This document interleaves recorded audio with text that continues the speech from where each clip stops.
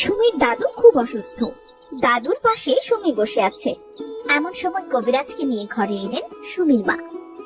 কবিরাজ কাকা, দেখুন না ভালো করে, বাবার সে আবার কি হলো? কটা দিন সে দাঁতে কিছুই কাটছে না। এভাবে চললে কেমন করে হবে? আপনি ভালো মতো দেখে একটু ওষুধ দিয়ে যান। চিন্তা করো না বৌমা, আমি যখন এসেছি আর চিন্তা নেই। কি হে হারান, কি ব্যাপার তোমার? কোথায় কষ্ট হচ্ছে বলো? যে বয়সে ছেলে নাতনি আর বৌমাকে নিয়ে সুখে দিন কাটাবো, সংসার নিয়ে ভাবতে হবে না, সে বয়সে ছেলের লাশ কাঁধে করে কবর দিয়ে এলাম। বৌমা কোনো মতে ঘরের ওটা এটা বিক্রি করে সংসার চালাচ্ছে। গলা দিয়ে কেমন করে খাবার নামবে বলো কবিরাজ? তা বলে তুমি ভাইয়া না খেয়ে মরবে? এটা কোনো কথা হলো? একদিন তো সবাইকেই চলে যেতে হবে, দুদিন আগে আর পরে। একবারও ভেবে দেখেছো মাথার ওপর থেকে তুমি সরে গেলে বৌমা আর নাতনিটার কি হবে? তুমি তো ঠিক কথাই বলছো কবিরাজ, আমি তো এভাবে ভেবে দেখিনি। কিন্তু আমার যে মন মানতে চায় না, এই ছেলেই যে ছিল আমার একমাত্র অবলম্বন। মনকে শক্ত করো, তোমার এখন অনেক দায়িত্ব। তখন এক গ্লাস পানি নিয়ে ভেতরে এলো সুমির মা।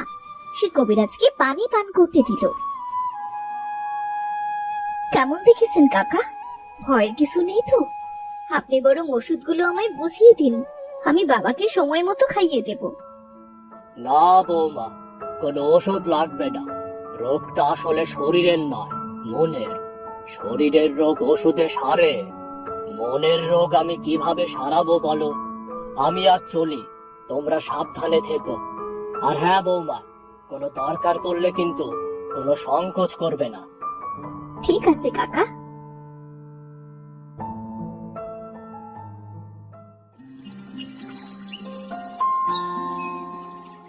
সুমি আর ওর দাদু গল্প করছিল। সুমির মা পাশেই আনাজ কাটছিল আর ওদের গল্প শুনছিল। আচ্ছা দাদু, তুমি তো আমাকে অনেক গল্প শোনাও, আজ আমাকে দাদিমায়ের গল্প বলো না। তাকে তো আমি দেখিনি দাদু। তাকে তুই কোথা থেকে দেখবি বুবু? তোর বাবার জন্মের কিছুদিন পরেই তো সে চলে গিয়েছে। মানুষ কেন চলে যায় দাদু? বারে, নতুনদের জায়গা দিতে হবে না? এত মানুষ একসাথে বেঁচে থাকলে অন্যরা সুযোগ পাবে কেমন করে? এটাই তো প্রকৃতির নিয়ম রে। দাদিমার কথা বলো তো, তোমার এত শক্ত কথা আমি বুঝি না দাদু। তোর দাদিমা ছিল একদম তোর মতো দেখতে। সুষমার নামের সাথে মিল রেখেই তাই তোর নাম দিয়েছি সুমি। জানিস বুবু, তোর দাদিমার কোনোদিন কোনো অভিযোগ ছিল না। সব সময় হাসি খুশিতে বাড়িটা মাতিয়ে রাখতো। তার হাতের রান্না ছিল অমৃত। যেদিন হাট থেকে নবগঙ্গার গলদা চিংড়ি নিয়ে আসতাম, সে জমিয়ে চিংড়ি আর পোলাও রাখতো। আহ, সারা বাড়ি গন্ধে মম করতো। আমিও নবগঙ্গার গলদা চিংড়ি আর পোলাও খাবো দাদু। আমাদের সে সামর্থ্য কোথায়? বাজারে গলদা চিংড়ির অনেক দাম, সাথে যদি নবগঙ্গার হয় তো দাম হয় দ্বিগুণ। মন যা চায় সব সময় কি তা পাওয়া যায় রে বুবু? তুই বড় হয়ে নে, তোর স্বামীর জন্য নবগঙ্গার গলদা চিংড়ি রান্না করিস। বেঁচে থাকলে তু এক টুকরো আমাকে দিস, কেমন? সে তো অনেক দেরি, আমি এতদিন অপেক্ষা করতে পারবো না। ও দাদু, আমার নবগঙ্গার গলদা চিংড়ি চাই। কোথায় পাবে আমি জানি না, আমায় এনে দাও। আহ সুমি, কি হচ্ছে এসব? তুমি বড় হয়েছো, দাদুকে বিরক্ত করো না তো। যাও, পানি তোলা আছে, গিয়ে গোসল করে এসো। আমি তোমাদের খাবার খেতে দিচ্ছি। চিংড়ি না এনে দিলে কিন্তু আমি কিছুই খাবো না। কি বিপদ বলো বৌমা, এখন চিংড়ি পাবো কোথায়? অত টাকাও তো নেই। কেন যে কথায় কথায় চিংড়ির কথাটা বলতে গেলাম। কিছু হবে না বাবা, ছোট মানুষ, একটু পর এমনিতেই সব ভুলে যাবে। তাছাড়া ওর আমাদের অবস্থাটাও তো বুঝতে হবে। সামনের দিনগুলো আরো কঠিন হতে চলেছে, কি যে করব। আপনি ওসব ভাববেন না বাবা, আমি ভেবেছি ঘরের পেছন দিকটা পরিষ্কার করে কিছু শাকসবজি চাষ করব, আর শীতল পাটি বুনে বাজারে বিক্রি করব। বাজারে কাগজের ঠোঙাও বিক্রি হয়, সব মিলিয়ে আর অসুবিধায় পড়তে হবে না। তোমার ওপর খুব চাপ হয়ে যাবে বৌমা, একা তুমি এত কাজ কিভাবে করবে? কি করব বাবা, পারতে তো হবেই। দায়িত্ব যখন কাঁধে এসে পড়েছে, তাকে অবহেলা করে কি করে?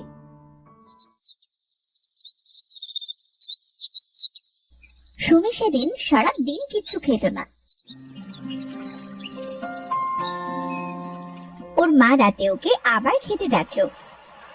সুমি, দেখ মা, আমি তো তোদের জন্যই ডালের বড়া তৈরি করেছি। গরম ভাত, আলু সেদ্ধ আর ডালের বড়া দিয়ে মজা করে ভাত মাখিয়ে দিব তোকে। আয় মা, খেতে আয়। না মা, আমি কিছুতেই খাবো না। আমার নবগঙ্গার গলদা চিংড়ি চাই, পোলাও চাই। জেদ করে না মা, আমি টাকা হাতে পেলে ঠিক নিয়ে আসবো। তুই তো আমার সোনা মেয়ে, আয় একটু খাবার খেয়ে নে, না হলে যে তুই অসুস্থ হয়ে পড়বি। যা হয় হবে মা, আমি চিংড়ি চাই। চিংড়ি না পেলে আমি কিচ্ছু খাবো না।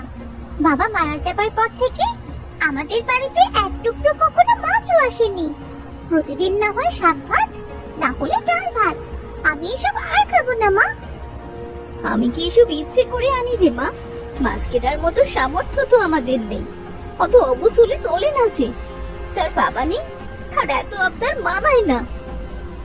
আয় বুবু, আমি গল্প করি, গল্প শুনতে শুনতে তোর খাওয়া হয়ে যাবে। তুই কি খাচ্ছিস তখন তোর মনেই থাকবে না। না, আমি কিছুতেই খাবো না। তোমরা আমায় কেউ ভালোবাসো না। বাবা, আপনি খেয়ে নিন, ওর খিদে পেলে ও ঠিক খেয়ে নেবে, নয়তো এত তোষামত আর ভালো লাগে না।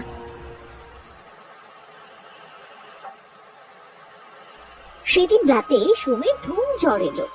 ওর মা সারা রাত জ্বর পট্টি দিয়ে পাশে বসে রইল, কিন্তু কিছুতেই জ্বর কমলো না।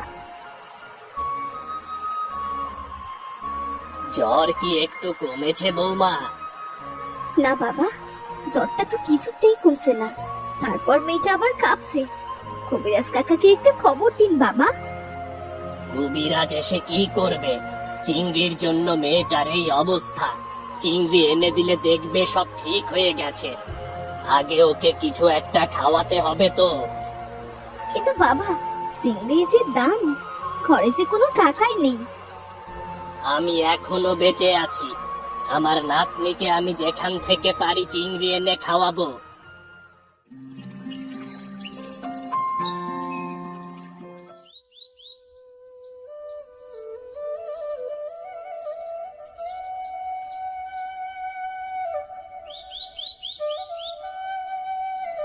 সুমির দাদু হারান মিয়া একটি মাছের দোকানে আসে। আরে হারুন কাকা নাকি? আসুন আসুন, কি মাছ লাগবে বলুন। আগে তো অনেক বড় বড় মাছ যেত আপনার বাড়িতে, এখন তো আপনার আর এমুখ হন না।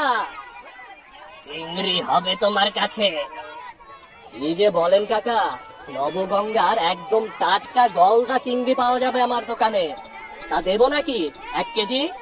দাম মাত্র 3000 টাকা। 3000 টাকা? ভালো জিনিসের দাম একটু বেশি হবে, তা বলুন না কতটুকু দেব? নিয়ে যান চাচা, জিতবেন। আমাকে এমনি এমনি দুটো চিংড়ি দিতে পারবে বাবা? এতদিন তো তোমার দোকান থেকে অনেক মাছ কিনেছি। আসলে আমার নাতনিটা বড্ড বায়না ধরেছে, একটু পোলাও আর চিংড়ি খাবে। আমাদের এখন তো সামর্থ্য নেই। শীতে দুটো মাছ দিতে হবে বলি, টাকা নেই তো এসেছেন কেন? একটা মাছের কাঁটাও দিতে পারবো না। বাজে না বকে যান যান যান যান এখান থেকে। বিক্রির সময় এসেছে মাছ চাইতে, তাও যে সে মাছ নয়, একদম গলদা চিংড়ি। বড় হয়ে গেছে, আক্কেল হলো না। মাছওয়ালার অপমানে হারান মিয়ার চোখে জল চলে আসে। কোনো দিনও সে কারো কাছে হাত পাতেনি। মাথা নিচু করে সে ফিরে গেল।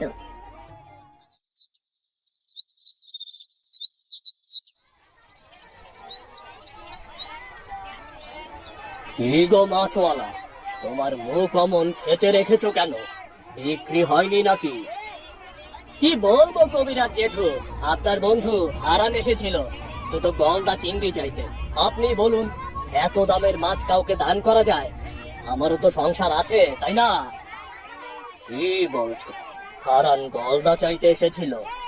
অবশ্য নবগঙ্গার গলদা চিংড়ি খেতে খুব ভালোবাসে। কতবার ওদের বাড়িতে গিয়ে গলদা চিংড়ি আর পোলাও খেয়েছি, তার কোনো হিসাব নেই। নিজের জন্য নয়, শুনলাম নাতনি বায়না করেছে চিংড়ি পোলাও খাওয়ার। দিয়েছি দুই কথা শুনিয়ে।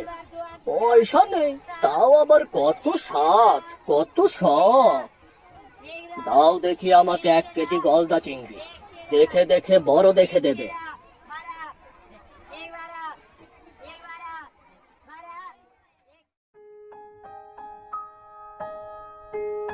কবিরাজ গলদা চিংড়ি, আনাজ পত্র আর পোলাওর চাল নিয়ে সুমিদের বাড়িতে এলো। হারান মিয়া দাওয়ায় বসে নীরবে চোখের জল মুছছিল। কবিরাজ, তুমি? বৌমা ডেকেছে তোমাকে। দেখো না, রাত থেকে সুমিতার জ্বর কমছেই না। গলদা চাইতে তুমি মাছালার কাছে কেন গেলে হারান? আমি তো তোমার বন্ধু, তোমার ঘরে কত খেয়েছি, তুমি কি সব ভুলে গেছো? দেখো, সময়ের সাথে সকলে বদলে যায় না। বলি ও বৌমা। কবিরাজ কাকা, বসুন কবিরাজ কাকা। দেখুন না, মেয়েটাকে যদি সুস্থ করে যায়। সব হবে, তার আগে তুমি এই থলে নিয়ে রান্নাঘরে যাও। আজ আমরা সকলে মিলে একসাথে নবগঙ্গার গলদা চিংড়ি আর পোলাও খাবো। দেখো বৌমা, বৌঠানের মতো যেন মজাদার হয়, কেমন? আপনি আবার এসব কেন করতে গেলেন কাকা? বারে, আমার নাতনি না খেয়ে জ্বর বাঁধিয়েছে, আমি কি ওর দাদু নই? যাও, আর দেরি করো না। সুমির মা মজা করে গলদা চিংড়ি দিয়ে পোলাও রান্না করলো। তারপর সবাইকে খেতে দিল। কি মজা! কতদিন পর আজ মাছ খাবো। আহ, নবগঙ্গার গলদা চিংড়ির কি স্বাদ! যেন অমৃত দাদু। আজ আমি মন ভরে খাবার খাবো। নিশ্চয়ই খাবে বুবু। তবে বুবু, মার দাদুর কথা শুনবে, এমন বায়না করবে না যাতে তাদের কষ্ট হয়। ঠিক আছে দাদু। কাকা, বাবা, আপনারাও খেয়ে নিন। বাহ, কতদিন পর চিংড়ি পোলাও। আগে সপ্তাহে একবার খেতাম। আহ, সেই স্বাদ। খাও খাও বন্ধু, তোমারও যে এটা প্রিয় খাবার।